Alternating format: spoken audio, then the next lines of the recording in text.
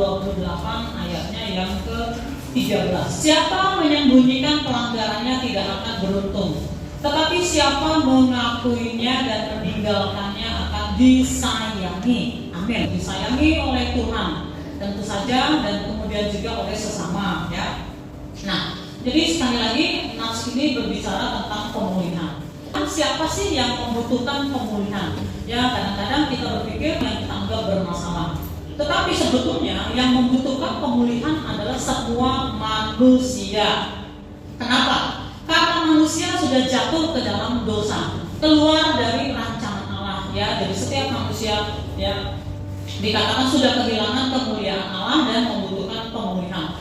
Pemulihan itu apa sih artinya? Pemulihan itu, ya, artinya mengembalikan kita kepada rancangan Allah, ya. Kita tahu itu dimulai tentu saja dengan kelahiran baru, ya, ketika kita mengambil keputusan, ya, menjadikan Yesus, menerima Yesus sebagai satu-satunya Tuhan dan juru selamat pribadi. Itu adalah awal, ya, awal dari pemulihan kita. Tapi setelah itu apa?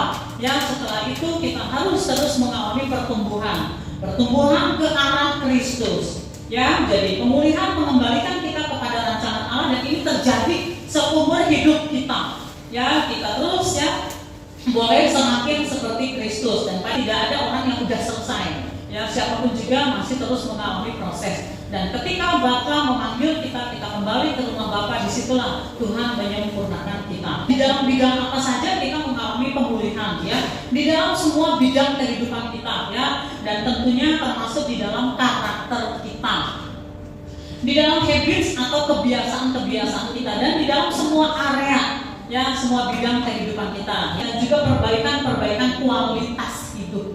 Hidup kita harus semakin berkualitas. Bahwa saya hari ini harus lebih baik dari kemarin, dan saya esok harus lebih baik dari hari ini. Dalam hal apa? Dalam semua bidang kehidupan. Ya, tadi saya berkata jiwa, roh, ya, lalu jasmani, lalu saya bicara, lalu jiwa saya bicara tentang karakter kita, ya, kebiasaan-kebiasaan kita harus semakin baik.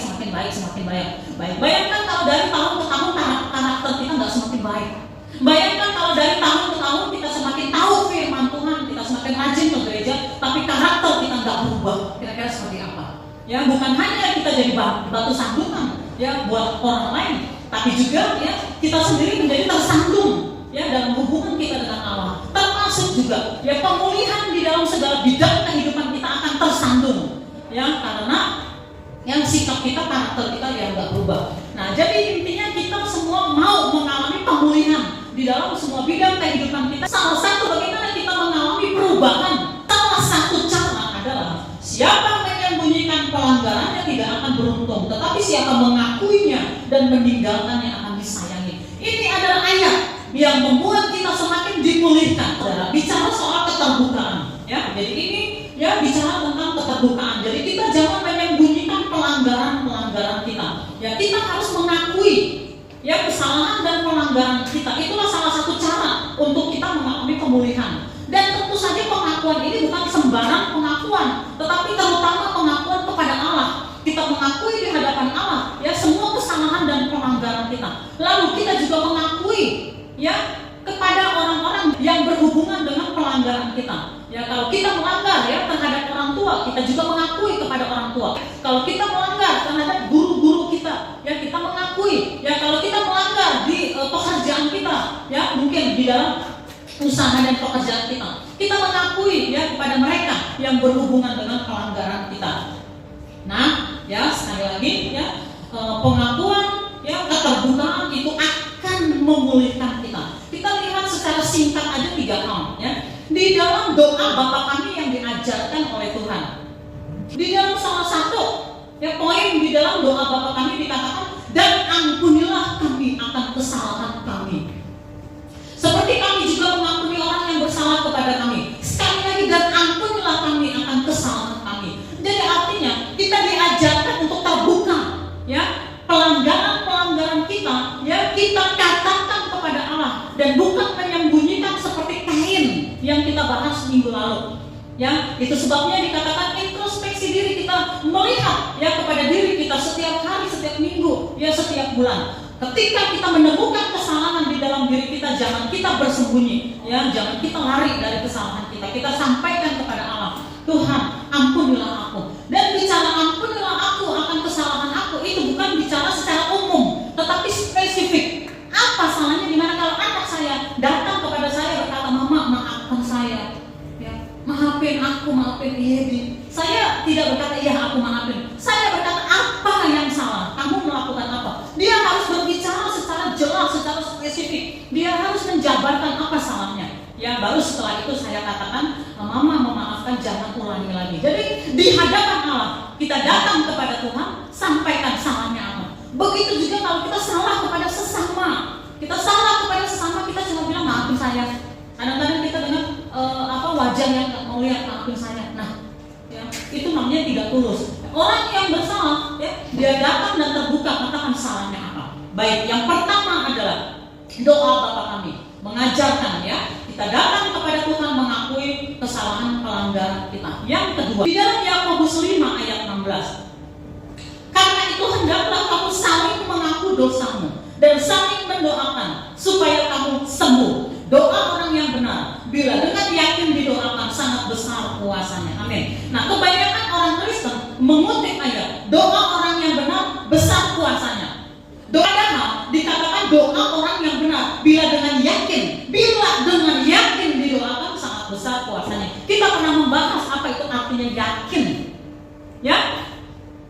Di sini, ya, kalimat tersebut tidak sepotong, tetapi ada kalimat yang mendahului, yaitu hendaklah kamu saling mengaku dosamu dan saling mendoakan supaya kamu sembuh. Jadi kita harus belajar saling mengaku. Nah, kita mulai dengan kehidupan rumah tangga kita, suami istri saling mengaku kesalahan, ya, saling mengaku, ya, dan saling memaafkan, ya, dan saling menerima. Dan ini harus menjadi bagian dari kehidupan kita, ya, saling mengaku, ya, pertemanan, ya, persaudaraan, ya. Dan tadi dikatakan siapa menyembunyikan pelanggaran tidak akan beruntung, tetapi siapa mengakuinya dan meninggalkannya. Di sini dikatakan dan meninggalkannya tersebut akan disayang oleh Tuhan terutama, ya, dan sesama kita juga akan menerima kita, ya. Lalu dikatakan, ya, doa orang yang benar, ya. Kalau kita sudah mengakui kesalahan kita, membereskan kesalahan kita, kita datang kepada Allah berdoa, ya, dengan yakin. Yang ketiga, yang terakhir. Yang ketiga, ya. Matius 5 ayat 5 mengatakan berbahagialah orang yang lemah lembut karena mereka akan memiliki bumi. Orang yang lemah lembut adalah orang yang mudah dibentuk. Orang yang lemah lembut, orang yang mudah untuk menerima nasihat, ya. Orang yang lemah lembut, orang yang mudah menyadari kesalahannya. Kadang-kadang ada orang-orang yang tidak pernah menyadari kesalahannya. Ya, kalau kesalahan orang gampang dilihat, ya. Kesalahan orang, ya, setitik, ya, di seberang laut kita bisa lihat, kuman di seberang laut kita bisa lihat. Tapi kesalahan, ya, diri kita yang begitu besar kita nggak mampu melihat, ya. Tetapi orang yang lemah lembut mudah menyadari kesalahannya, ya, mudah menyadari, mudah dibentuk, mudah menerima nasihat. Kita harus melihat apakah diri kita lemah lembut atau tidak. Lemah lembut itu lawannya adalah keras hati. Orang yang keras hati dikasih tahu juga susah, ya, nggak pernah menyadari kesalahannya, hanya bisa menunjuk orang lain. Kesalahan orang lain gampang dia lihat, gampang dia ingat, ya, tetapi untuk diri sendiri sulit. Nah, orang yang keras hati susah untuk dibentuk. Allah menyayangi mereka yang lembut hatinya. Jadi kita berdoa, kita harus berdoa, Tuhan tolong supaya aku punya hati yang lemah lembut. Tuhan, aku berdoa supaya anak-anakku punya hati yang lemah lembut, yang mudah menerima kebenaran firman Tuhan, mudah untuk dibentuk, mudah menerima, ya, arahan pimpinan dari Roh Kudus, ya. Nah, sekali lagi Bapak Ibu, berbahagialah orang yang lemah lembut karena mereka akan memiliki bumi. Apa sih artinya memiliki bumi? Di dalam bumi di mana kita tinggal banyak perkara, ya, di dalam kehidupan kita, banyak urusan di dalam kehidupan kita, ya, urusan rumah tangga, ya, urusan pekerjaan, ya, urusan kebutuhan, ya, urusan macam-macam, ya, urusan pelayanan, dan banyak urusan di dalam kehidupan kita. Itulah bumi kita. Di bumi ini kita banyak urusan.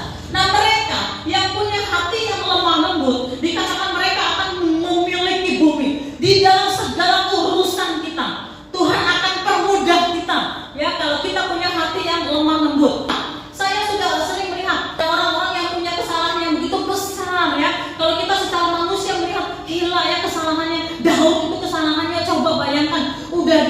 berzina ya dengan istri orang ya, dan dia mengambil istri orang dengan cara yang nggak patut ya, wah itu sangat jelek ya. Lalu kemudian dia melakukan upaya ya pembunuhan ya kepada suami ya dari Batseba si perempuan itu. Bayangkan kesalahannya, bayangkan kalau terjadi pada masa sekarang orang yang seperti itu ya. Nah, tetapi karena dia punya hati yang lemah lembut, dia mau ditegur, dia mau dikoreksi. Dengan segera dia menyadari kesalahannya, dia terbuka kepada Allah, dia minta ampun, dia berpuasa, dia tidur di dalam abu. Dia punya hati yang lemah lembut. Itulah salah satu kelebihan dari Daud. Dan akhirnya Tuhan menyayangi dia.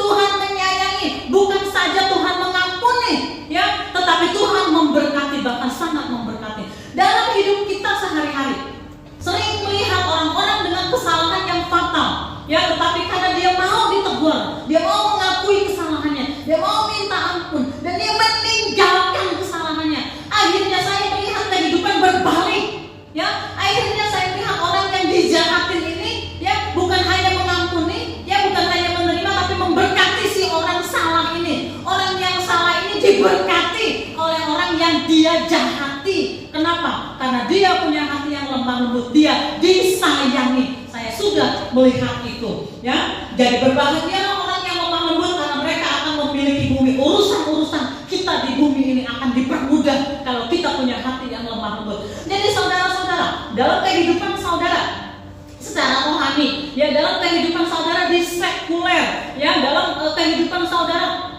berhubungan, berurusan dengan sesama ya, termasuk di dalam usaha saudara, di dalam pekerjaan saudara, di dalam saudara mencari uang, jadilah pribadi yang lemah lembut, yang tidak menutupi pelanggaran, yang mudah untuk dibentuk, yang mudah mengakui kesalahan-kesalahan. Urusan saudara akan dipermudah. Ada banyak orang yang akan mempercayai saudara ya, ada banyak relasi, ada banyak orang percayai saudara untuk menerima pekerjaan, menerima usaha. Itu di dalam bidang sekuler, dan di dalam semua area, semua bidang kehidupan kita ya, dikatakan kita akan dipermudah ya. Kenapa? Karena mereka akan memiliki bumi. Jadi kalau kita susah, langkah kita susah, usaha kita susah ya, satu nasihat saya, saudara perhatikan, saudara punya hati lemah lembut atau tidak.